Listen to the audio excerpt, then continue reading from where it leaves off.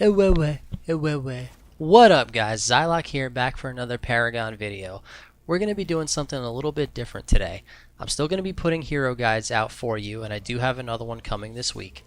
However, today I wanted to take a couple of minutes and talk about the upcoming patch version 0.27, which is coming tomorrow, June 14th. This patch is going to be absolutely huge, and there's going to be some major changes that I think are really going to affect the way the game is being played. So what I want to do today is go over a couple of the major changes. I'm not going to go over absolutely everything. I will include a link to the patch notes in the description below so you guys can read them in full detail. But what I want to do is talk about what I think are some of the major changes, but most importantly, what does all of this mean for the game, or at least my opinions. So before I do anything, well, actually, let me let you guys know. What you're looking at right now is some Sevarog gameplay. This is my first and only game on Sevarog. I ended up doing pretty well, and I do like the hero. I'm going to release a guide for you guys when I get some more experience with him. I have to try out some different build paths and things like that, but when I do, I'll have a guide for you, and you guys can check it out and start playing some Sevarog for yourselves. So before I get into any of the patch notes or anything like that, I just want to say thank you to Epic Games and everyone on the Paragon team. This next patch really looks like it's focused on fixing a lot of the problems that are being voiced by players in the community. So to me, to see a developer make changes so quickly to problems that are being expressed by the players, it feels really good and it feels really rewarding to be playing the game. It's also cool to be a part of it in the early access and seeing things take shape and evolve right from the start. But again, big thank you to the developer for addressing a lot of the concerns and making the game more enjoyable. So the first big thing is there's a new hero coming out, Chimera. They did release a trailer for this hero, so you can check him out with some gameplay footage and an overview of the abilities in his kit. I think this guy is going to be an absolute beast, especially in team fights. I think the engage potential is huge with his pounce. I think the damage output is going to be crazy, and the health regen stacking mechanic is going to make him really, really hard to kill. So he's going to be a huge threat, and I think a lot of fun to play. Kalari also received a huge rework, which I think was very much needed. Kalari felt like a very hit or miss champion. Didn't seem like too much of a middle ground. You either had a really good game with her or a really bad one. So I think the changes to her ult and her damage changes and things like that are going to balance her out a little bit more, which hopefully will make her more enjoyable to play, which is always a good thing.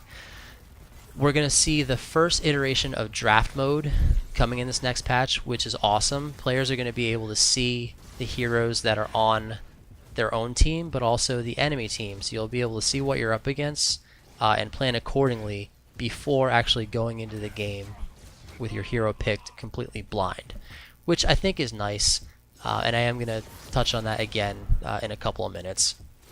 Overall, there's some hero changes to everyone. Passives are being removed and being worked into the hero's existing kit. So I think that's going to help simplify things. I think it's going to give you more value per ability point into your abilities, which is always a good thing. And to go along with that, basic attacks are going to auto scale, which means you don't have to level them up.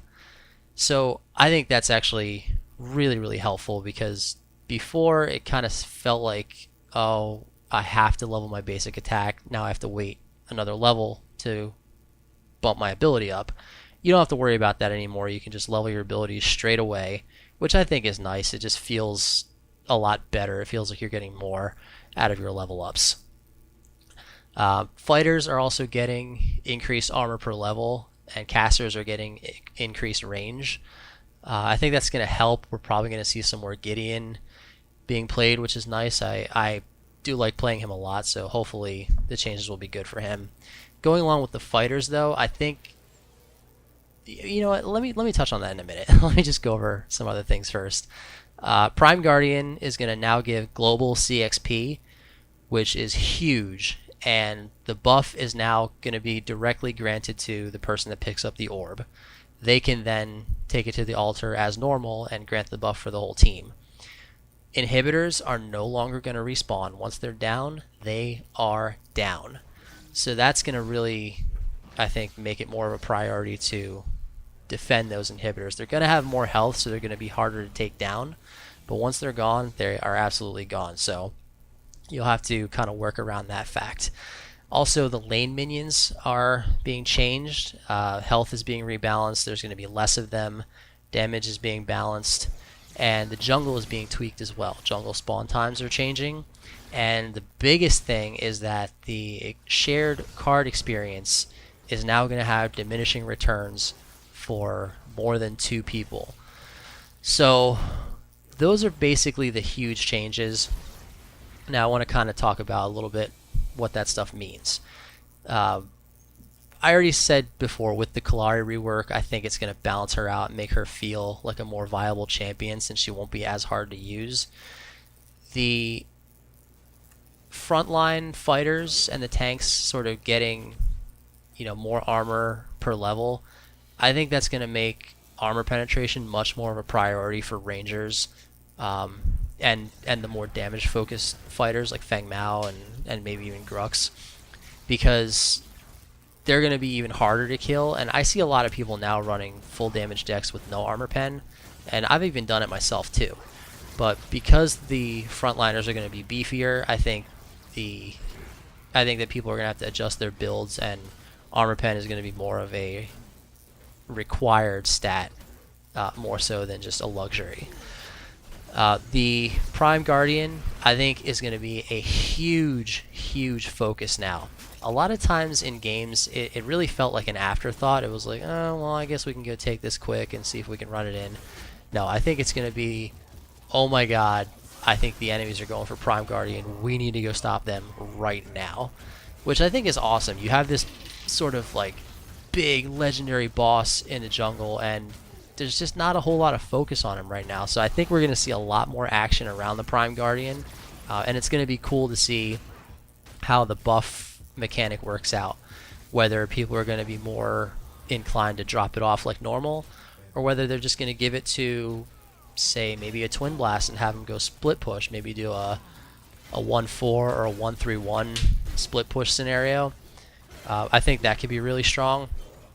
Going along with different strategies, I think we're going to see less of the death ball, which is nice. It a lot of times it just felt kind of like a cheese strat, and it really, with all these changes, I think it's going to start to feel more like a MOBA, which I know is one of the developers' goals. They have mentioned that before.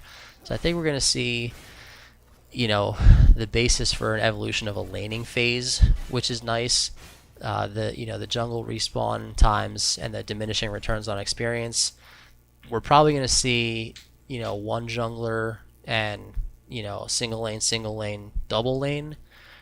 Probably a ranger and a support if I had to guess.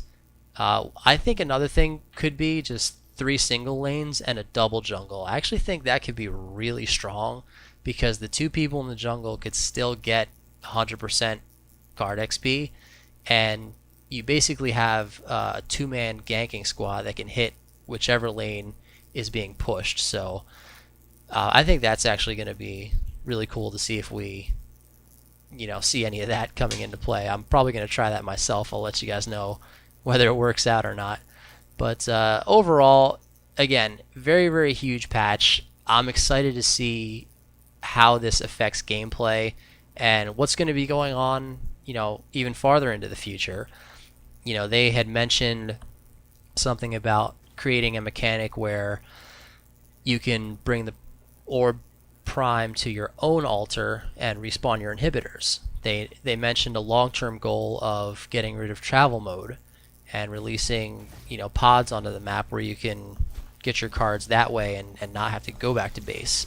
So all these things are going to be cool. Like I said before, it's really interesting to be a part of things in the beginning and see the game evolve. and I'm really excited to get into these changes and see what's even farther into the future for Paragon. Other than that, that's pretty much everything I had to talk about or wanted to talk about. I do appreciate you guys tuning in and listening to me ramble. I'm sorry if I was a little bit long-winded, but I'm excited and I wanted to share that with you guys. So that part I'm not sorry about. So you guys can just deal with it.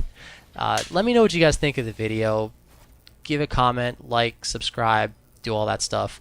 I'm also using a new method for recording the audio this time around, so let me know if you guys think it's better, worse, if you can't tell at all. Whatever it is, definitely let me know. Like I said, I will have another hero guide for you later in the week. I'll probably do try and do a fun teaser or something in a couple days to let you guys know who I'm working on, but be on the lookout for that and for future hero guides as well. That's all I've got for today, so thank you guys so much for the support and for tuning in today. I hope you guys enjoyed the video, and I will see you next time. As always, happy gaming.